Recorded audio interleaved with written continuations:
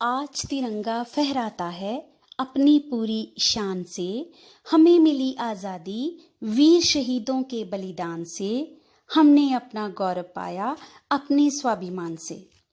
नमस्कार प्यारे बच्चों, सरकारी सीनियर सेकेंडरी स्कूल अयाली खुर्द के यूट्यूब चैनल पर आप सभी का हार्दिक स्वागत है।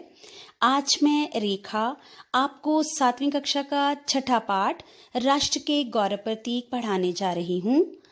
इसके रचयिता सुधा जैन सुदीप जी हैं। ये पाठ बहुत ही ज्ञानवर्धक है और लेखिका ने इसे बहुत ही रोचक ढंग से प्रस्तुत किया है। प्यारे बच्चों, प्रत्येक स्वतंत्र राष्ट्र अपनी पहचान के प्रतीक निश्चित करता है जो उसके आत्मसम्मान, स्वाभिमान, एकता एवं गौरव के प्रतीक होते हैं। उन्हें राष्ट्रीय प्रतीक कहा जाता है, जैसे राष्ट्रीय ध्वज, राष्ट्रीय चिन्ह, राष्ट्रीय पशु पक्षी इत्यादि। तो प्यारे बच्चों, सबसे पहले जो आप चित्र देख रहे हो वो चित्र है राष्ट्रीय ध्वज का। जैसा कि आपको पता है कि इसमें 3 रंग की पट्टियां होती हैं, इसीलिए इसे तिरंगा कहा जाता है। इसे सभी राष्ट्रीय पर्वों और विशेष अवसरों पर स्कूलों, सरकारी कार्यालयों के मुख्य भवनों पर तो इसे लहराया जाता ही है, किंतु 23 जनवरी 2004 से संविधान द्वारा भारत के सभी नागरिकों को इसे अपने घर, सार्वजनिक पार्क आदि में सम्मान के साथ फहराने का अधिकार दिया गया है। प्यारे बच्चों, अगले चित्र में आप राष्ट्रीय गान देख रहे हैं।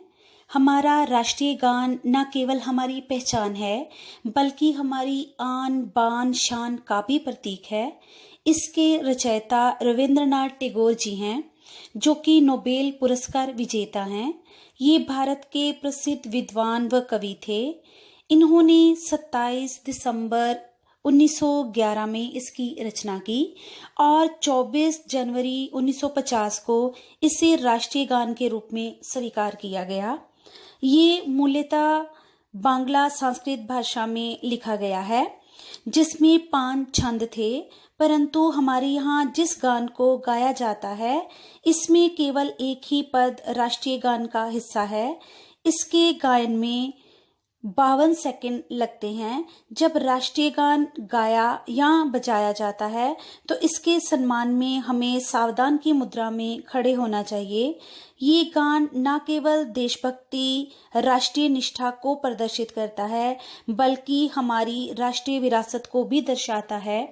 बच्चों, हमारे लिए ये बहुत ही गर्व का विषय है कि यूनेस्को ने इसे विश्व का सर्वश्रेष्ठ राष्ट्रीय गान का गौरव प्रदान किया है।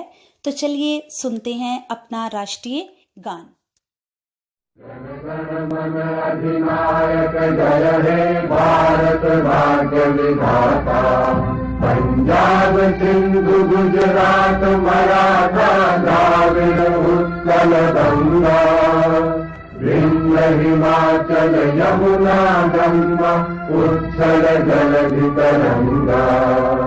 तब शुभ नामे जागे, तब शुभ आशीष मांगे। गाहे तब जय गाथा, जन गण मंगल दायक जय हे भारत भाग्य विधाता। जय हे जय हे जय हे जय जय जय जय हे।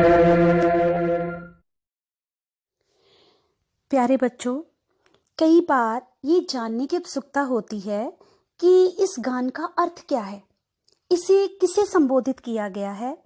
तो बच्चे, जो प्रथम पंक्ति है, जन गण मन अधिनायक जय है, ये अधिनायक कौन है? अधिनायक हैं भारत के लोग, क्योंकि लोकतंत्र में लोग ही सर्वोपरि होते हैं। तो कवि उनकी मन से जय बोलता है और कहता है कि हे भाग्य विधाता, अर्थात भारत की किस्मत बनाने वाले, तुम्हारी जय हो। पंजाब सिंध गुजरात मराठा द्राविड़ उत्कल बंग। तुम्हारा नाम पंजाब, सिंध, गुजरात और मराठों के दिलों के साथ साथ बंगाल, ओडिशा और द्राविड़ों को भी उत्तेजित करता है। विंध्य हिमाचल यमुना गंगा उच्छल जलधि तरंग। तुम्हारी गूंज विंध्य और हिमालय के पहाड़ों में सुनाई पड़ती है और गंगा और यमुना के संगीत में मिलती है और भारतीय समुद्र की लहरें तुम्हारा गुणगान करती हैं। तब शुभ नामे जागे, तब शुभ आशीष मांगे। वो तुम्हारे आशीर्वाद के लिए प्रार्थना करते हैं और तुम्हारी प्रशंसा के गीत गाते हैं। जनगण मंगल दायक जय हे भारत भाग्य विधाता।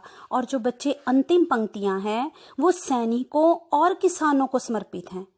तुम ही समस्त प्राणियों को सुरक्षा और मंगल प्रदान करते हो और तुम्हारी हमेशा जय हो। वास्तव में तुम ही देश के भाग्य विधाता हो, तुम्हारी हमेशा जय हो। गंगा हिमालय की सबसे लंबी नदी है जो पर्वतों, घाटियों और मैदानों में 2510 किलोमीटर की दूरी तय करती है। ये हिमालय के गंगोत्री ग्लेशियर में भागीरथी नदी के नाम से बर्फ के पहाड़ों के बीच जन्म लेती है। इसमें आगे चलकर अन्य नदियां जुड़ती हैं जैसे अलकनंदा, यमुना, सोन, गोमती, कोसी और घाघरा। ये उत्तराखंड से लेकर बंगाल की खाड़ी तक विशाल भूभाग को सींचती है। ये देश की प्राकृतिक संपदा ही नहीं अपितु जन जन की भावनात्मक आस्था का भी आधार है। हिंदू समुदाय में इसे सबसे पवित्र नदी के रूप में जाना जाता है। मुख्य धार्मिक आयोजन नदी के किनारे स्थित शहरों में किए जाते हैं जैसे वाराणसी, हरिद्वार, इलाहाबाद। गंगा नदी बांग्लादेश के सुंदर वन द्वीप में गंगा डेल्टा पर आकर व्यापक हो जाती है और इसके बाद बंगाल की खाड़ी में मिलकर इसकी यात्रा पूर्ण होती है। प्यारे बच्चों, अभी भी बहुत सारे राष्ट्र के गौरव प्रतीक जानने और समझने शेष हैं। वो हम समझेंगे कल के वीडियो में। तब तक के लिए बहुत बहुत धन्यवाद। प्यारे बच्चों।